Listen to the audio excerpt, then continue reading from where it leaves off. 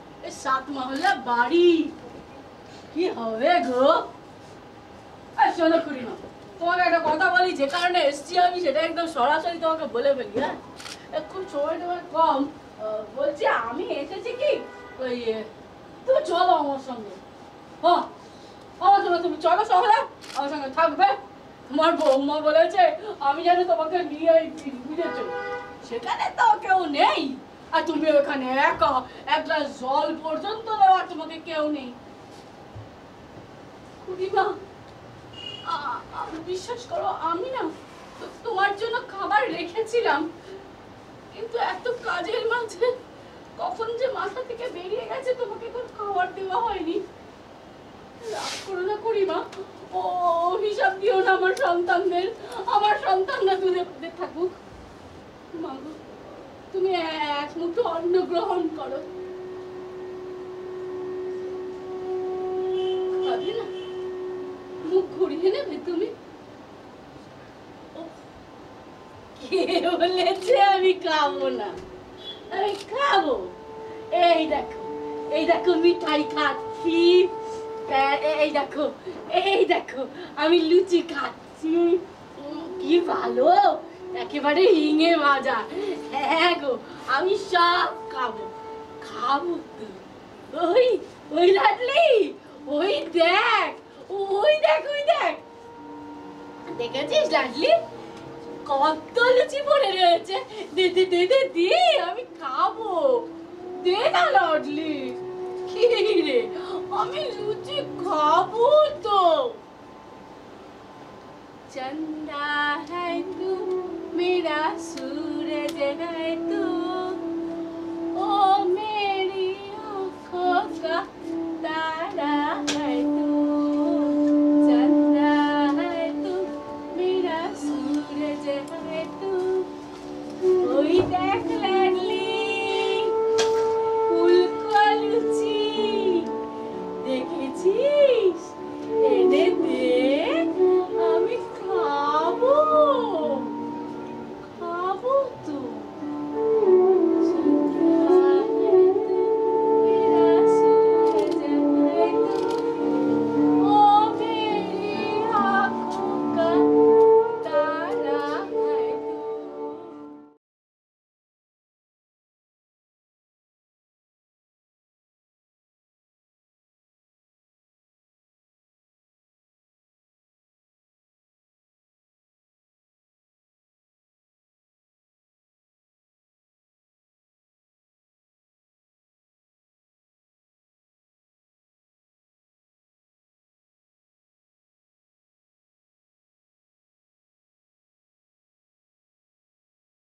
শুরু হচ্ছে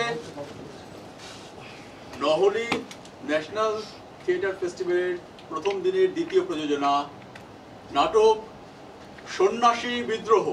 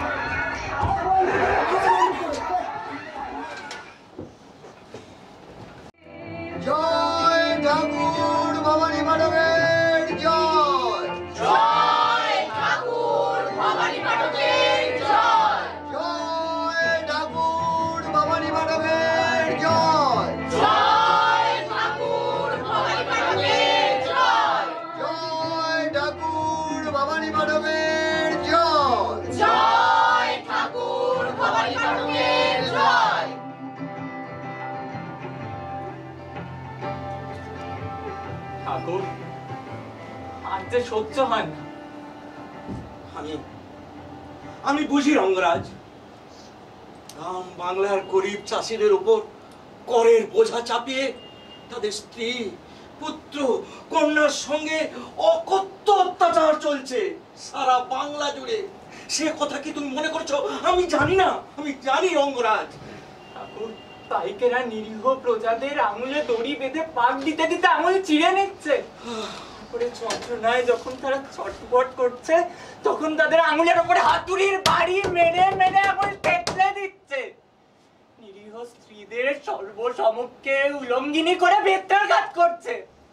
তারা যখন যন্ত্রণায় আর্তনাদ করছে, তখন তাদের ক্ষত স্থানগুলো মশাল দিয়ে পুড়িয়ে পৈশাচিক আনন্দে মেতে উঠছে। যখন মানুষের উপর অত্যাচারীর অত্যাচার চরম সীমায় পৌঁছয়, তখন তখন এই জনসাধারণের মধ্য থেকে কেউ না কেউ এগিয়ে আসে অত্যাচার আর প্রতিরোধের মশাল জ্বালিয়ে রাখতে।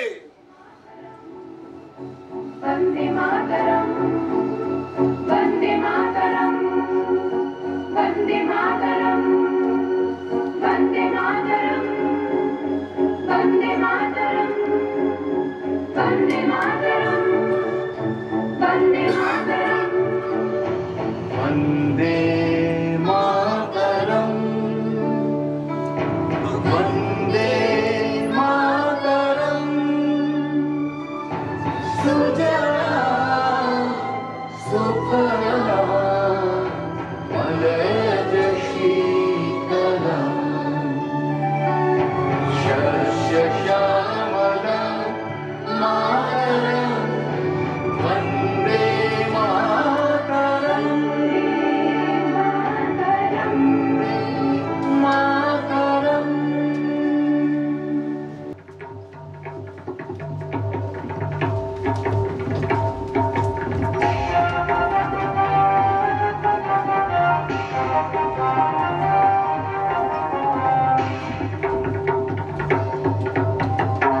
ভয় কি মরণে নাকিতে সন্তানে মাতঙ্গি মেতেছে আজ সমর রঙ্গে। ভয় কি মরণে নাকিতে সন্তানে মাতঙ্গি মেতেছে আজ সমর রঙ্গে। তাকই তাকই কই ত্রিমি ত্রিমি দম দম, তাকই তাকই কই ত্রিমি ত্রিমি দম দম। ভূত পিশাচ নাচে যোগিনী সঙ্গে, ভূত পিশাচ নাচে যোগিনী সঙ্গে। ভয় কি মরণে রাখিতে সন্তানে মাতঙ্গি মেতেছে আজ সমর রঙ্গে। ভয় কি মরণে রাখিতে সন্তানে মাতঙ্গি মেতেছে আজ সমর রঙ্গে।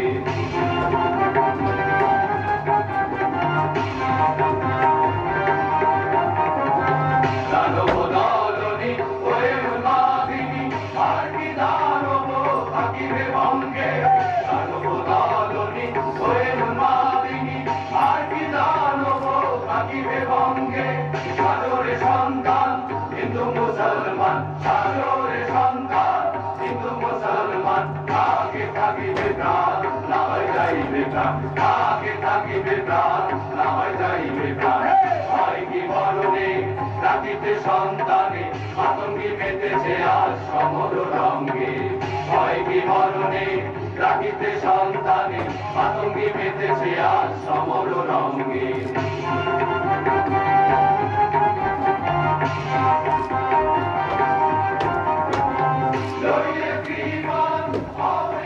ইতিহাস খ্যাত সন্ন্যাসী নেতা ভবানী পাঠক শুরু করেন ইংরেজ শাসনের বিরুদ্ধে সন্ন্যাসী বিদ্রোহ।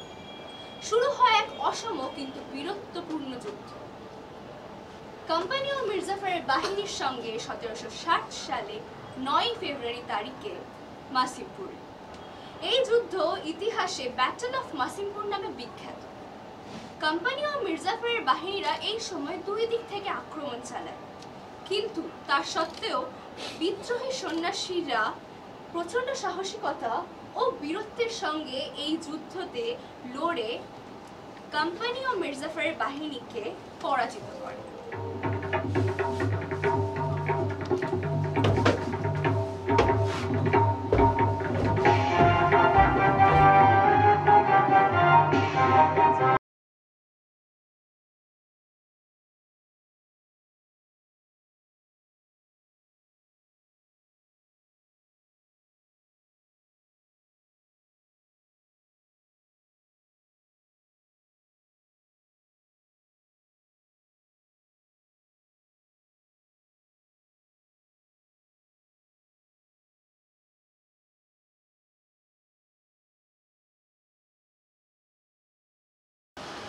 শুরু হতে চলেছে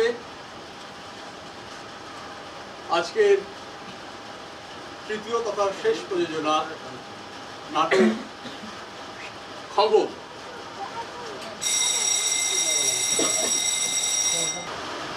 मैं जानता हूँ आप लोग इस पर विश्वास नहीं करेंगे, आपको लगेगा कि ये नाटक है, लेकिन मेरा यकीन मानिए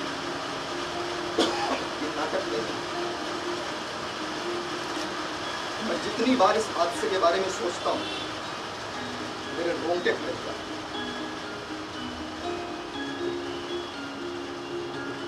देखिए मेरा हाथ कांपता है। मुझे बार बार कहा जाता है कि तुम ये कहानी सुनाओ, मैं सुनाता हूँ, लेकिन मेरा यकीन मानिए ये नाटक नहीं। मैं जिस चीज से सबूत पेश कर सकता था वो चीज इमली बाबा की कुटिया से 50 मीटर दूर पड़ी। उसको सोचकर मेरे रोंगटे खड़े हो जाते हैं, इसलिए मैं उस चीज को अपने साथ नहीं ला सकता। मैं आपको ये कहानी सुनाऊंगा, फिर फैसला आप लीजिए कि ऐसा सच में होता है कि सिर्फ कहानियों में। हम लोग पेट्रोमैक्स की रोशनी में बैठकर डिनर ले रहे थे। कुल मिलाकर अभी अंडे को दांत से काटा ही होगा कि इतने में चौकीदार लक्ष्मण सिंह ने आकर मुझसे पूछा, दादा आप लोग इमली बाबा के दर्शन करने नहीं जाएंगे? इमली बाबा? उस समय मुझे इमली बाबा के बारे में नहीं पता। मैंने लाचार होकर कहा, इमली बाबा का नाम हमारे लिए बिल्कुल नया है, इसलिए दर्शन करने का प्रश्न खड़ा ही नहीं होता। लक्ष्मण ने कहा कि जंगल विभाग की ओर से जो जीप हम लोगों के लिए नियुक्त की गई है, उसके ड्राइवर को कहने से ही वो हमें बाबा के डेरे पर ले जाएगी। जंगल के भीतर ही उनकी कुटिया है, वहां का परिवेश बड़ा ही मनोरम है और वो एक पहुंचे हुए साधु। भारतवर्ष के नाना स्थानों से लोग आकर उनके दर्शन कर जाते हैं।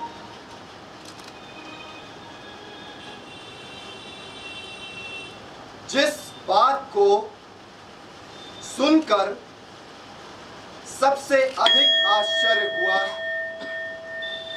कि बाबा के पास एक पालतू नाग है और वो बाबा की कुटिया के समीप ही एक गड्ढे में रहता है। हर रोज शाम के वक्त अपनी कुटिया से बाबा उसे आवाज लगाते हैं। वो गड्ढे से निकलकर कुटिया में आता है, बकरी का दूध पीता है और वापस चला जाता है।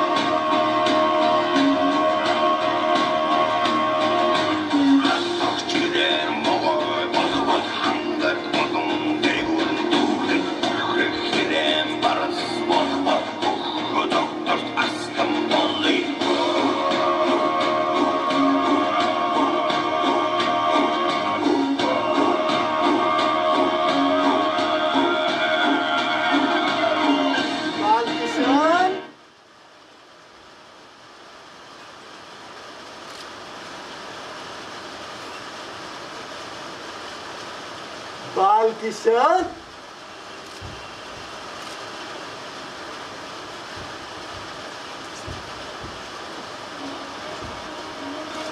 अरे ओ बालकिशन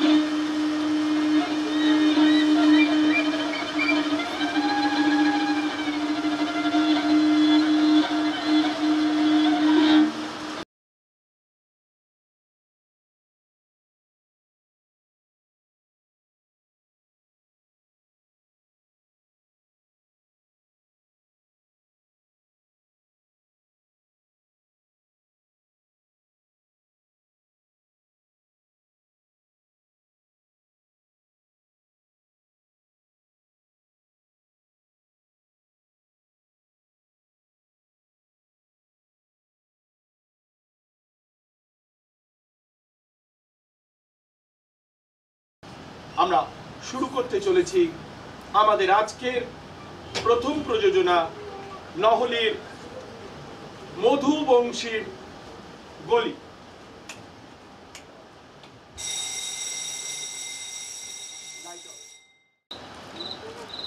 তোমারই প্রেরণা পেয়েছি, বারে বারে আনন্দে গিয়েছি, নিরঙ্কুশ জীবনের কলনাদে ভরেছে অম্বর। 25 নম্বর মধুবংশীর গলি, তোমাকেই আমি বলি, রৌদ্রস্নাত খাটুনির পর সমস্ত দিন মেরুদণ্ডহীন মানুষগুলোকে সম্মান করে, ঘৃণা করে আর হিংসা করে নগ্ন নগণ্য সন্ধ্যাকে বা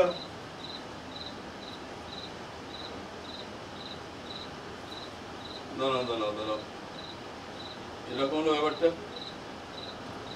মেরুদণ্ডহীন মানুষগুলোকে সম্মান করে, ঘৃণা করে, হিংসা করে, মানে একই সঙ্গে একটা মানুষকে আমি সম্মান করবো, আবার ঘৃণা করবো, আবার হিংসাও করবো, তাই কখনো হয় নাকি? মেরুদণ্ডহীন মানুষগুলোকে দয়া করা যায়, ওরা যেমন ঘৃণা করা যায়। সম্মানটা বড় বাড়াবাড়ি হয়ে যাচ্ছে, আর থেকে আমি হিংসাই বা করতে যাবো কেন? আমি ওটা দেখতাম মেরুদণ্ডহীন মানুষগুলোকে দয়া করে আর পুঁতে লাথি মেরে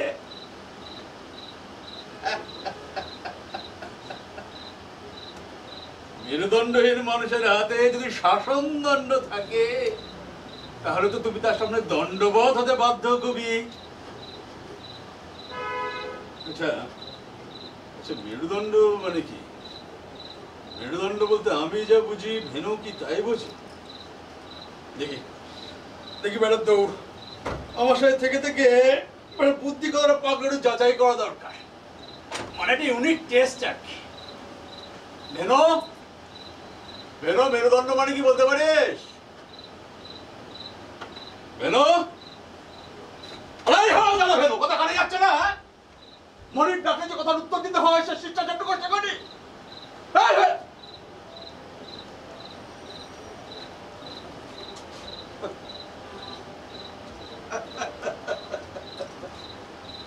কবি, তুমি বৃদ্ধ হলে, তোমার স্মৃতিশক্তি লোপ পাচ্ছে। আজ সকালে এই যে বেনোকে পুঁদে লাথি মেরে বের করে দিয়েছো, সেটা করে বেমালুম ভুলে গেছো? আরে বলে কিনা বাড়ি যাবো না? ওরে ওটা তো জন্ম ভিটে, সেখানে তুই যাবি না? এখানে তো আপনার জন কেউ না থাক, জমি জমা তো আছে। গুরুদেব বলেছেন, শুধু বিঘে 2 ছিল মোর বই, আর সবই গেছে ঋণে। আহা, তো ঋণ না থাক, 12 ভূতের পেট তো আছে, হ্যাঁ? সেখানে যেতে কতক্ষণ? আমি চোখ বুঝলে নিজের ভবিষ্যৎটা একবার ভেবে দেখেছিস? আমার জন্য তুই এত কিছু করলি, সারা জীবন বেথা পর্যন্ত করলি না, আর তোর জন্য আমি এইটুকু করতে পারবো না? হ্যাঁ, তাহলে আমি কিসের কবি? আচ্ছা, কবিদের কি মেরুদণ্ড থাকে? কবি মেরুদণ্ড মেরুদণ্ড না, বিষয়টা বড় জটিল হয়ে উঠছে। একটু চায়ের প্রয়োজন বোধ করছি। আই বেলো ও নিজের প্রয়োজন নিজেকে মেটাতে হবে। চা কোথায় রাখে বেরো? হ্যাঁ আচ্ছা আমি বললাম বলে তুই চলে যাবি? হ্যাঁ নিজের বোধ বুদ্ধি নেই। প্রয়োজন বোধ করছি বোধ আর বোধ বুদ্ধির বোধ কি একই বোধ? স্যার স্যার হ্যাঁ কে দেখি তুমি কে ঘরে ঢুকলে কি করে? স্যার দরজা দিয়ে। দরজা দিয়ে বলে দরজা তো বন্ধ ছিল। স্যার ভেজানো ছিল। হেনোকে কতবার বলেছি দরজা সবসময় খিল দিয়ে রাখবি। আমি একটা মানুষ বলি ওর যেন কথা কানেই যায় না। স্যার ভেনু তো বাড়িতে নেই, ও দরজায় খিল দেবে কি করে? হেনো বাড়িতে তুমি জানলে কি করে? এছাড়া তুমি কি চাও বলো? স্যার দিতে চাই। দিতে চাও? কি দিতে চাও? স্যার পরিষেবা। এছাড়া তুমি কি বলছো বলো তো? তুমি কে করতে আসছো? স্যার আমাকে ভানুপ্রসাদ সিংহ পাঠিয়েছে। ভানুপ্রসাদ সিংহ? নামটা বোধহয় শুনেছি বলে মনে হচ্ছে, ঠিক মনে করতে পারছি না। আচ্ছা তুমি এসে তো ভালোই হয়েছে বুঝলে। বলতে পারো এই মেরুদন তোমার নামটা তো এখনো বলোনি। স্যার আপনি আমাকে ভেনু বলেই ডাকবেন। ভেনু? হ্যাঁ স্যার। তাছাড়া আমি তো ভেনুকে দুদিনের জন্য প্রক্সি দিতে এসেছি, আর ওই নামে ডাকলে আপনার দৈনন্দিন কাজের সুবিধাই হবে স্যার। তা বেশ তা বেশ। আচ্ছা ভেনু বলতে পারো মেরুদণ্ড মানে কি? মেরুদণ্ড ব্যাপারটা এখন খুবই রেয়ার স্যার। এ ব্যাপারে আমার কোনো সম্যক ধারণা নেই, তবে কিছু কিছু প্রাণীর মধ্যে এখনো মেরুদণ্ড বর্তমান। যে মেরুদণ্ড আর শিরদাঁড়া কি এক? না স্যার, মেরুদণ্ড একটা ধারণা, একটা অনুভূতি, আর শিরদাঁড়া এমন একটা জিনিস যেটা আপনাকে মেরুদণ্ড থাকা বা না থাকার অনুভূতি জানায়, মেরুদণ্ডের প্রয়োজনীয়তা বোধ করা। এরকম যখন আপনার শিরদাঁড়া দিয়ে ঠান্ডা স্রোত বয়ে যায় তখন আপনার মনে হয় না স্যার আপনার মেরুদণ্ড নেই, ওটা থাকার ভীষণ প্রয়োজন ছিল। হ্যাঁ হ্যাঁ হ্যাঁ ও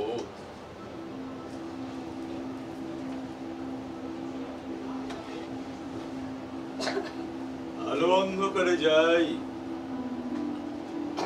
মাথার ভিতর স্বপ্ন নয়, কোনো এক বোধ কাজ করে। স্বপ্ন নয়, শান্তি নয়, ভালোবাসা নয়, হৃদয়ের মাঝে এক বোধ জন্ম নয়। আমি তারে পারি না এড়াতে, সে আমার হাত রাখে হাতে। সব কাজ তুচ্ছ হয়, পণ্য মনে হয়। সব চিন্তা প্রার্থনার সকল সময় শূন্য মনে হয়।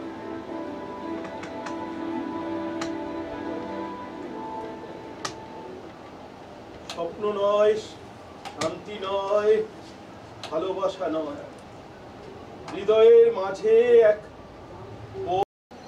ছাত্র জীবন জীবনের শ্রেষ্ঠ সময়। তুমি তোমাকে নস্টালজিক করে দিচ্ছ মাস্টার। দাঁড়া দাঁড়া একটু কাছে গিয়ে বসি, দূরে দূরে গল্প ঠিক জমে না।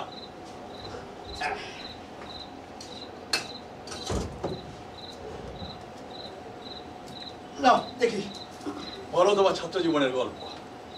স্যার আমাদের স্কুলটা ছিল মাধ্যমিক অবধি। মাধ্যমিক পাশ করার পর আমি ভর্তি হই অন্য স্কুলে। আমি চেয়েছিলাম কলেজে ভর্তি হতে, কিন্তু বাবা রাজি হলেন না। মানে তখনও তো কলেজে 11-12 ছিল, কিন্তু কলেজে ভর্তি হলে আমি নাকি বকে যাব। যাই হোক ভর্তি হলাম একটা অন্য স্কুলে। সেই স্কুলটা স্যার আবার কোয়েট, মানে ক্লাস 5 থেকে। আমি স্যার বয়েজ স্কুলের ছাত্র। সে প্রথম স্যার মেয়েদের সঙ্গে বন্ধুত্ব হলো। একে তো উচ্চ মাধ্যমিকের স্টুডেন্ট, তারপরে আবার মেয়ে বন্ধু, কোয়েট স্কুল। নিজেকে কেমন বড় বড় মনে হতে লাগলো স্যার। লাগাম চিনতে শুরু করলাম। পড়াশোনা, খেলাধুলা, বাবা মায়ের চোখের আড়াল। আমি তখন উঠছি স্যার। সেই সময় আমাদের একটা গ্রুপ তৈরি হয়েছিল স্যার।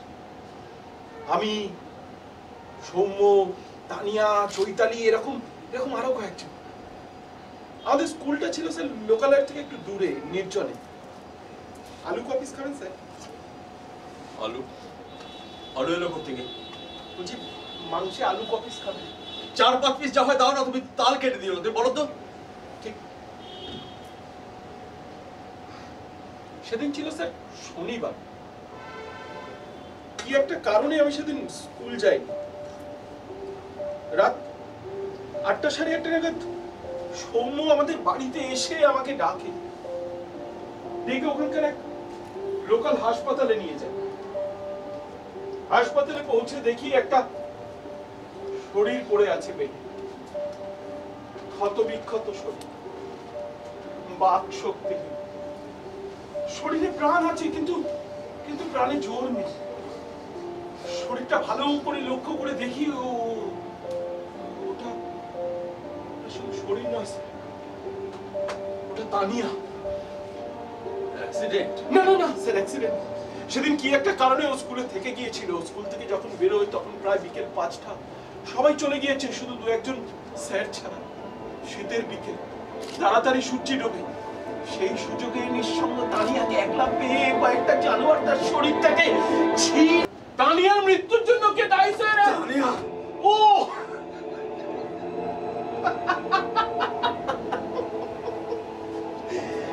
তানিয়াকে তো আপনি চেনেন, কিন্তু কোহেলি বসু।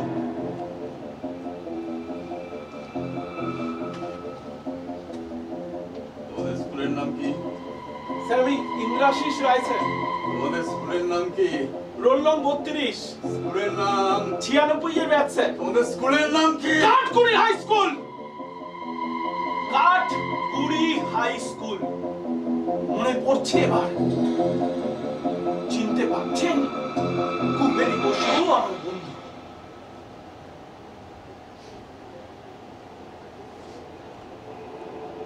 এবার চিনেছি, যদিও আরো অনেককে চিনেছি এবার। অজ্ঞাতবাসের কঠিন আস্তরণ ভেদ করে বুঝেছি এবার। দৈপায়ন হ্রদে ডোবা ভগ্ন যেন মন, তোমাকে দেখেছি বারবার শহরে দুর্যোধন। লালসার যত গৃহে বস্যীভূত তোমার চক্রান্ত অর্জুন, অর্জুন, শুধু অর্জুন, অর্জুন যে লক্ষ লক্ষ জনগণ মন। দর্দণ্ড কাণ্ডিত তাই অতি প্রয়োজন। ছিন্ন করো ক্লিব ছত্রসঞ্চর ব্যাসন, বিদ্রোহে সমীক্ষে সভ্যসাচী অস্ত্র গদিয়ার। গুণগ্রস্ত হয়ে যুগ মৃত্যু জড়ে তবে হারে হারে, রক্ত সূর্যের অস্ত পশ্চিমে রক্ত।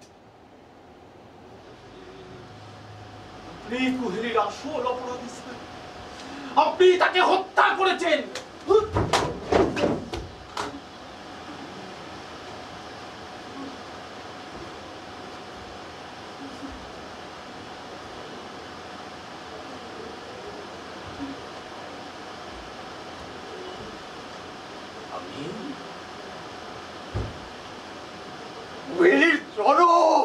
তার বিরুদ্ধে গলা তুলো ইন্দ্রাশিস।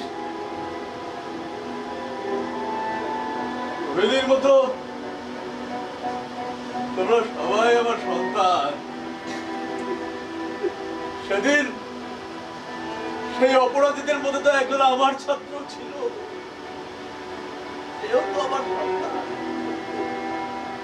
আমারই এক সন্তান ধর্ষিত হচ্ছে আমার আর এক সন্তানের হাতে। এবার কি শেখাচ্ছি আমি আমার ছাত্রদের, আমার সন্তান? সেদিন শিরদাঁড়া দিয়ে ঠান্ডা স্রোত বয়ে গিয়েছে। এই সমাজ তো আমারই হাতে তৈরি। সেদিন আমি আমার মেয়েকে একটু বুকে জড়িয়ে ধরতে পারিনি, একটু আদরে আশ্রয় দিতে পারিনি, লজ্জায় বলতে পারিনি আমি তোর বাবা।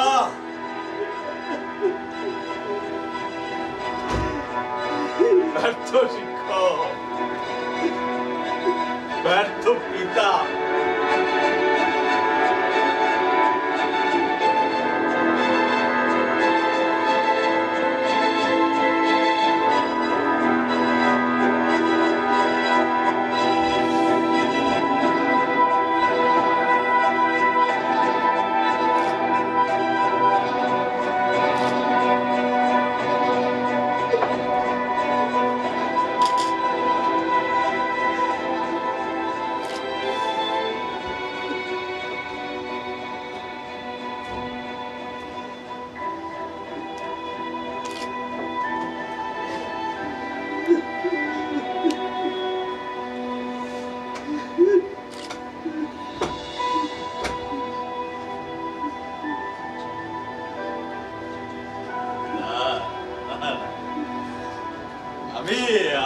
একেবারে ব্যর্থ নবী, একেবারে ব্যর্থ নবী। সারাটা জীবন ধরে আমি অন্তত একজন মানুষ তৈরি করতে পেরেছি, একজন মানুষ। আজ 10ই অক্টোবর, আজ কুড়ির জন্মদিন। আজ আমি তোমার মধ্যে আমার সার্থকতা আবিষ্কার করলাম। আমার আদর্শ মিথ্যা নয়, আমার নীতি মিথ্যা নয়, তুমি তার ধারক। তুমি আমার সেই সত্যিকারের মানুষ, ইন্দ্রাসী, সত্যিকারের মানুষ। তারপর অবকাশ, রাত্রি উঠে আসবে গাঢ়নি, স্তব্ধ জানা পৃথিবীর নীড়ে আসবে নেমে সুস্থ কামনার স্বপ্নতীর, প্রতিদিনের জ্বলন্ত অস্তের পর, ক্রমবিরতির পর, তারপর সুস্থ মুক্ত অনর্গল প্রাণ সঙ্গিনীদের নিয়ে আদৃশ্য প্রাণ নৃত্যের আসরে জমবে ভালো, জমবে তখন মধুবংশীর গদি পত্র ইনাদে তোমাকেও ডেকে বলি।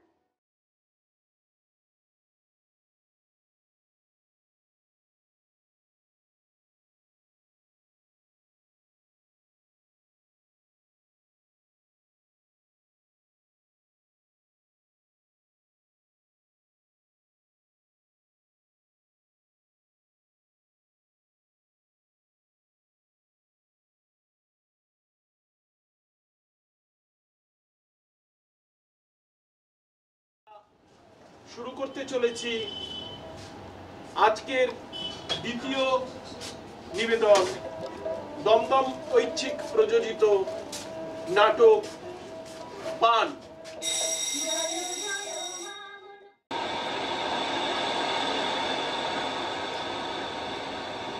বেঁচে থাকো গো বাবা ঠাকুররা, বেঁচে থাকো। তোমাদের ঘরে ঘরে ভক্ত পেল্লা জন্মাগ, ভক্ত পেল্লা।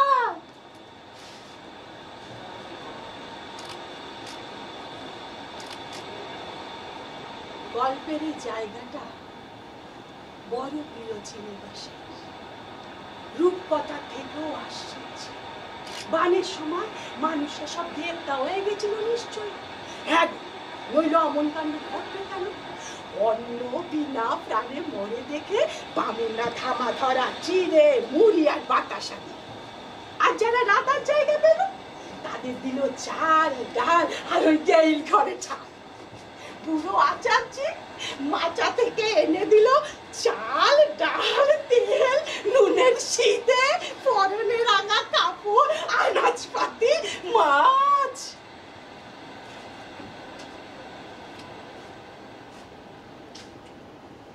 জল নেমে গেলে যে যার ঘরে চলে গেল, কিন্তু বুড়ো আচার্যির আমার আর মারে নিয়ে সে কত ভাবনা, কত দিন আগলে রাখলেন তিনি আমাদের রূপে।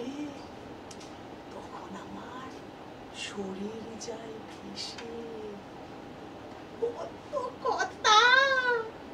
হ্যাঁ না দেব, তে না দেব, ভাত দেব, কাপড় দেব, সর্বস্ব বার নেব।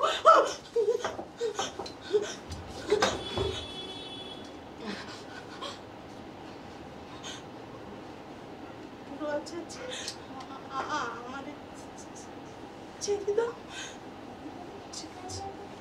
ছেড়ে দাও, আমার ছেড়ে দাও না বুড়ো আচার্য।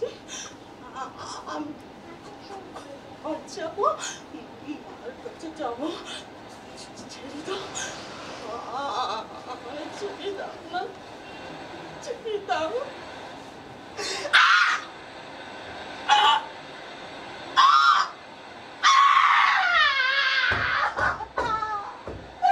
কেন ভেসে গেলাম না গো গঙ্গার বানে?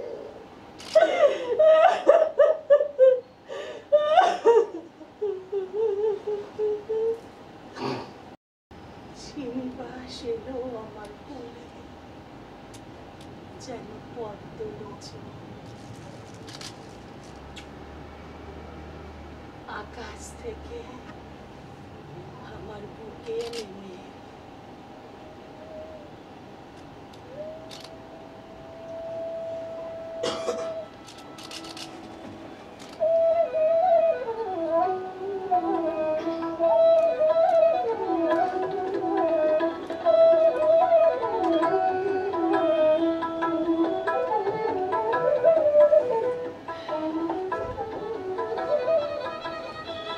চিনিবাসের বাপটা মূল্য শেষ অনেক অনেক আসে যে জিনিস হয় বাংলাদেশে কত নারী আচ্ছা হাতি হাতি বাবা বাবা দেখি যা হাতি হাতি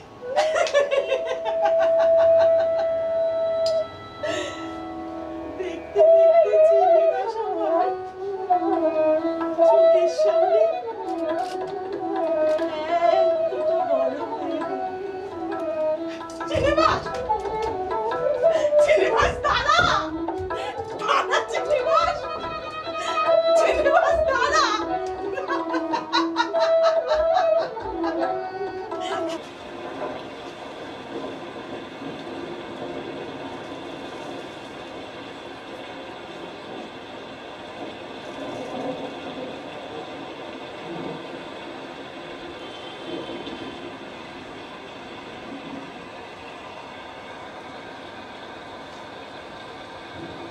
পানি তো আমাদের সব ভাসি যায়, মাঠ ভাসি যায়, ঘর ভাসি যায়, কোলের বাচ্চা ভাসি যায়, তবু তো আমরা বাঁচিয়ে আছি তোমার দিকে তাকায়। আর তুমি পানের ভয়ে অন্য পথে পলাও, কেমন ঠাকুর গো তুমি।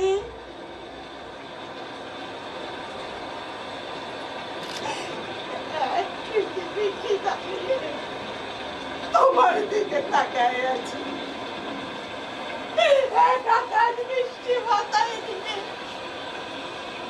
তোমার দিকে তাকায় আছি,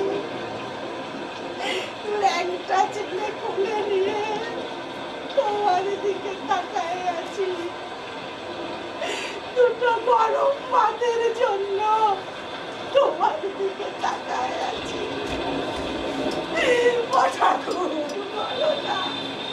বলো না দুটো গরম ভাত কি আমরা পাবো না? দুটো গরম ভাত, কতদিন গরম ভাত খাই না, দুটো গরম ভাত কি আমরা পাবো না? গরম ভাতের কি গন্ধ, ওটা করে তুমি আসলে যে আমরা দুটো গরম ভাত পাবো না ঠাকুর, বলো না ঠাকুর, বলো না গরম ভাত কি আমরা পাবো না?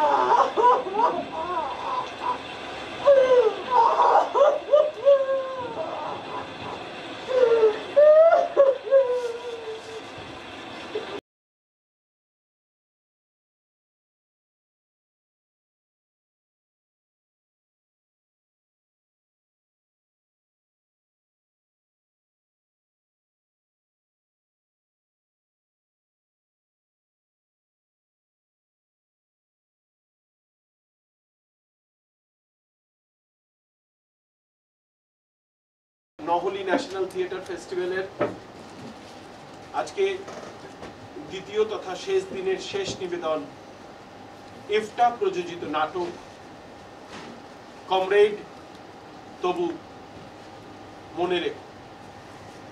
পুনরায় বলি, আপনাদের কাছে যে মোবাইল ফোনগুলি আছে সেগুলো সুইচ অফ বা সাইলেন্ট মোডে রাখুন। আমরা শুরু করতে চলেছি নাটক কমরেড তবু মনে রেখো। অনেকক্ষণ এসেছ? কফি দিচ্ছি, কফি খাও, কফি খেয়ে বাড়ি চলে যাও। বাড়ি মানে স্যার আমার বাড়ি তো এখানে নয়। বেশ, তাহলে যেখানে বাড়ি সেখানেই চলে যাও। অ্যাকচুয়ালি স্যার আমার ক্যারিয়ারের প্রথম একটা বড় প্রজেক্ট, আপনার ইন্টারভিউটা পেলে আমার ক্যারিয়ারের ক্ষেত্রে অনেকটা হেল্প হতো স্যার। তোমার ক্যারিয়ারের দায় আমি কেন নিতে যাব?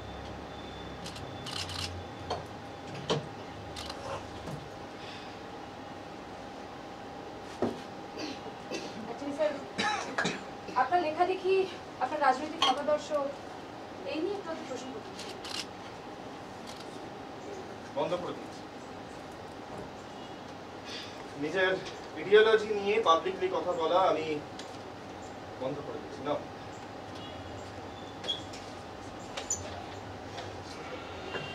স্যার এইটা আপনাকে দেওয়া ছিল। এই পত্রিকাটা আমরা চালাই স্যার, এটা আমার একটা লেখা আছে। লিটল ম্যান ছোট পত্রিকা স্যার, কিন্তু আমি যেটা থেকে এসেছি সেটা কিন্তু জানি বড় পত্রিকা। ইন্টারভিউ, একটা এক্সক্লুসিভ ইন্টারভিউ।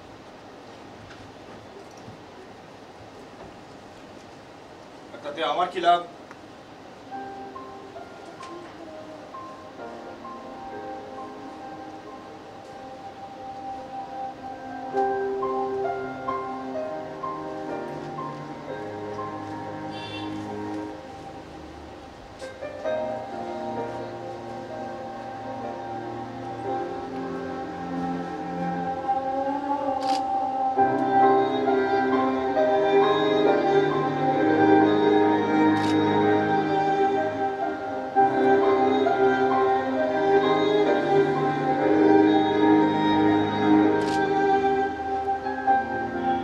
আশা করি আপনার লাভই হবে। Stop, stop it. এসব এত ডিসপারেট হওয়ার কি হয়েছে?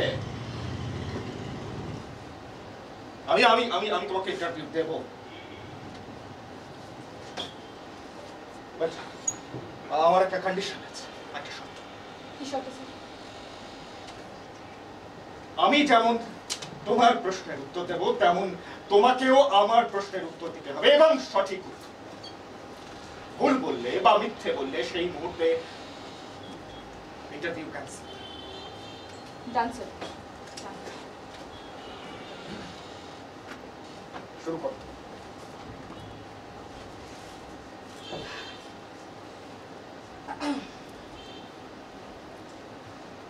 দেবদত্ত, আপনি কবিতা কেন লেখেন? মানে কবিতায় কেন, অন্য কিছু তো লিখতে পারতেন।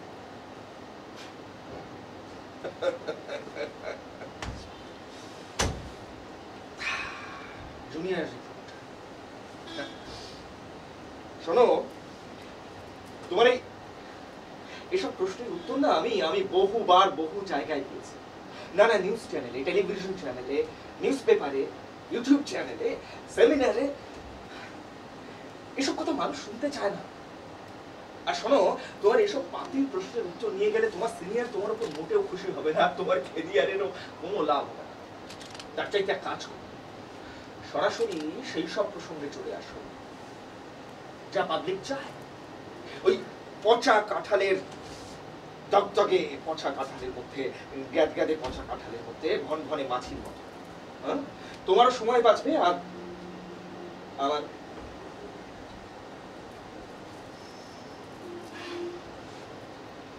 আপনি মানে আপনার কাছে কবিতা কি?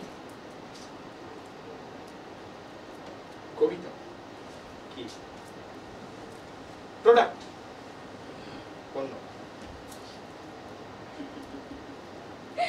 Very good sir. বাংলার জনপ্রিয়তম কবি বলছেন তার কাছে কবিতা প্রোডাক্ট, পণ্য। আমি পড়েছিলাম স্যার, অ্যারিস্টটল বলেছেন যে কবিতা হলো ইতিহাসের চেয়েও বড় আর দর্শনের চেয়েও বেশি। তারপরে ফ্লবের বলেছিলেন কবিতা হলো জ্যামিতির মতনই নিখুঁত এক বিজ্ঞান। ওয়ার্ডসওয়ার্থ বলেছিলেন যে কবিতা হলো সমস্ত জ্ঞানে শ্বাস প্রশ্বাস আর সূক্ষ্ম। আবার অডেন বলেছিলেন যে কবিতা হলো রক্তকে কালিতে রূপান্তর করার প্রক্রিয়া। আর মেকন বলেছিলেন যে একজন পেইন্টার রং তুলি দিয়ে যা করে একজন কবিও ভাষা নিয়ে চিন্তাই করে। আপনার কাছে কবিতা প্রোডাক্ট। আপনার কি মনে হয় না আপনি একজন অত্যন্ত খারাপ মানুষ? মানে আপনি কি একসাথে মাল্টিপল রিলেশনশিপসে থাকেননি? আপনি কি বহু মেয়ের সঙ্গে সেক্স করেননি? মানে মেয়েদের শরীরটা কি আপনার কাছে ভোগ্য বস্তু নয়? আর তাছাড়া আপনি গ্যারেন্টি দিয়ে বলতে পারবেন কোনো মেয়ে আপনার সামনে কুণ্ঠা না পেয়ে, ভয় না পেয়ে, লজ্জা না করে নির্দ্বিধায় এসে দাঁড়াতে পারে? তোমার ভয় হচ্ছে, কুণ্ঠা হচ্ছে, দ্বিধা। না তুমি বলো, তোমার তো উত্তর দিতে হবে, সঠিক উত্তর, নাহলে ইন্টারভিউ ক্যান্সেল। বলো হচ্ছে ভয়?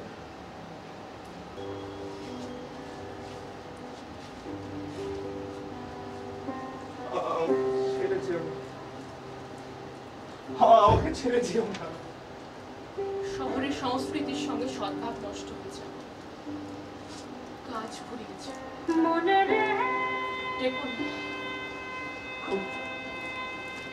কবিতা আত্মপথেও নারীকে প্রয়োজন হয়, লালনেরও প্রকৃতি দরকার হয়।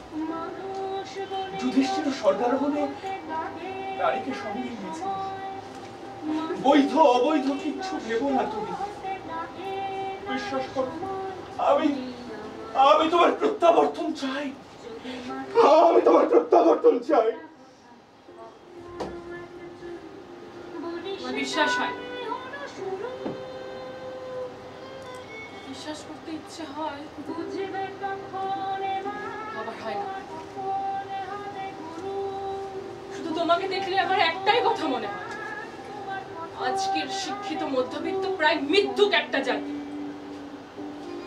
আর্টিস্টিক্যালি লায়ার। মনে রে বলি তোমায়, রেখো মাটির পরে দুটি পা, রেখো মাটির সাথে দোস্তি, যেন আকাশে কোনো ঠিক নেই, মাটি মরণেও দেয় স্বস্তি।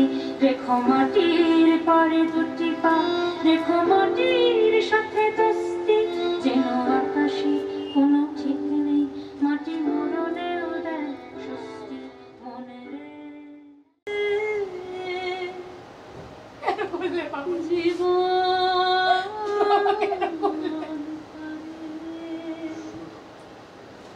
সাজা আবার শুধু কালো বলে কিছু হয় না কমরেড।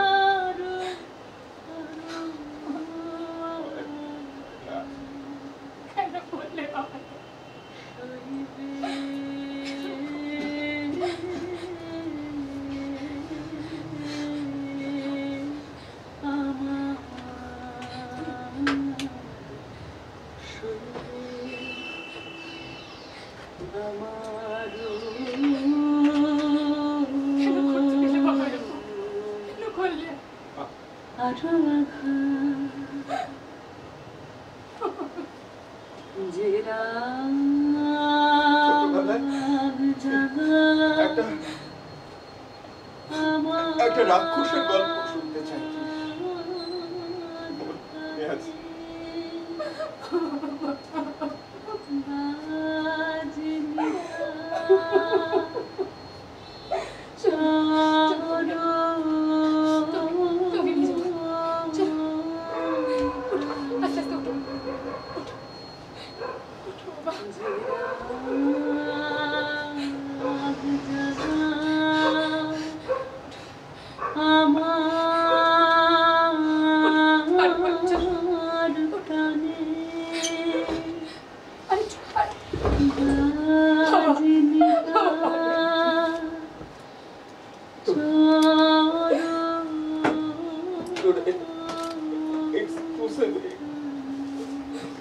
ইন্টারভিউটা হলো তো?